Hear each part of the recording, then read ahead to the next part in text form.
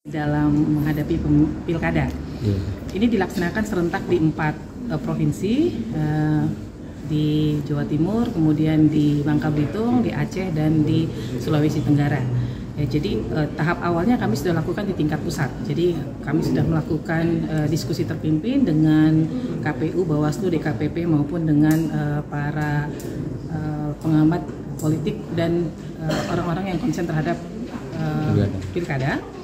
Dan tahap selanjutnya adalah hari ini kami ingin melihat langsung apakah dalam hal pemilu kada hak-hak masyarakat atas informasi pemilu terpenuhi. Gitu. Karena kami berharap bahwa pelaksanaan pilkada di semua provinsi ini mengusung demokrasi yang terpimpin dan hak masyarakat terfasilitasi atas informasi pemilu.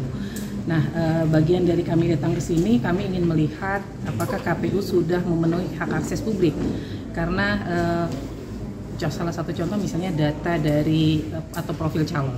Apakah kemudian masyarakat mendapatkan informasi terhadap profil calon sehingga tidak membeli kucing dalam karung, tidak memilih orang-orang yang tidak diketahui latar belakangnya. Itu hal yang simple. Kemudian yang kedua DPT, apakah DPT sudah diperbaharui? Karena di dalam DPT itu kan selama ini dalam pemilu yang sudah masih banyak orang-orang yang mungkin sudah meninggal atau kemudian masuk sebagai TNI atau polisi DPT.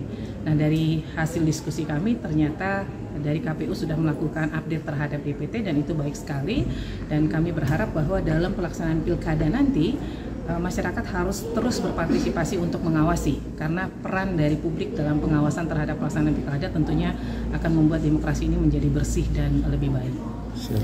Di Madura sudah berapa kabupaten yang dilakukan visitasi, Bu? Kita ambil sampel hanya 1 di sini, karena kami sebenarnya ingin melihat langsung pelaksanaan kampanye yang sedang dilakukan, dan tadi infonya ada di salah satu tempat ya. Kami ingin berdiskusi langsung dengan masyarakat, karena kalau kita datang ke badan publiknya mengatakan saya sudah terbuka, tetapi apakah kemudian masyarakat mendapatkan manfaat, mendapatkan efek dari keterbukaan yang dilakukan oleh KPU? Benar nggak sih KPU dan Bawaslu sudah terbuka? Tentunya kami harus mengetahui langsung dari masyarakat, sehingga kedatangan kami ke sini selain ke KPU, kami ingin berdiskusi langsung dengan masyarakat di tempat-tempat adanya pelaksanaan kampanye, supaya kami bisa mendapatkan masukan lebih banyak terkait kerja-kerja keterbukaan yang dilakukan oleh penyelenggara pemilu. Bu, tadi di awal diskusi juga disampaikan bahwa Kabupaten Sampang juga termasuk zona merah, sehingga menjadi alasan KI Pusat datang ke Kabupaten Sampang.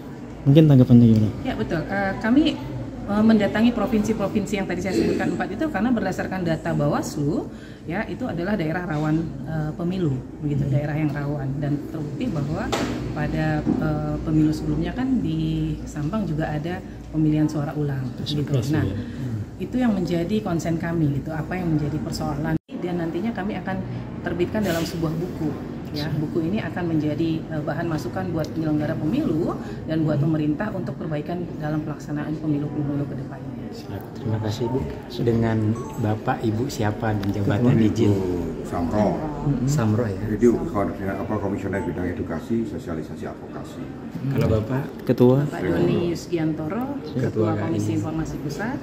Saya Rospita Vici Paulin, Komisioner Komisi Informasi Pusat. Siap. Download Tribun X sekarang, menghadirkan lokal menjadi Indonesia.